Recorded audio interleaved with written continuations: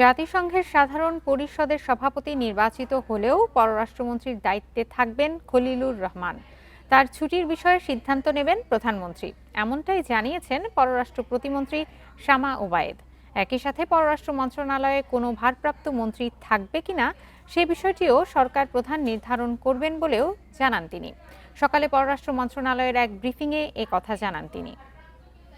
বাংলাদেশকে বিশ্বের মানচিত্রে বিশ্বমণ্ডলে একটি অত্যন্ত গৌরবোজ্জ্বল জায়গায় স্থান এনে দেওয়া, সেই জায়গাটা কিন্তু মাননীয় প্রধানমন্ত্রীর নেতৃত্বে। ভোগান্তি ভুলে চলে আসুন রিগালে, ওয়ারেন্টি সহ স্টাইলিশ কালেকশন নিয়ে রেডি রিগাল ফার্নিচার। বাংলাদেশের 17 কোটি মানুষের এটা বিজয়। ডক্টর খলিলুর রহমানকে যদি ওনার ডেডিকেটেডলি ওনার এই কাজটি করতে হয়, তাহলে ওনাকে সময়টা দিতেই হবে ওখানে।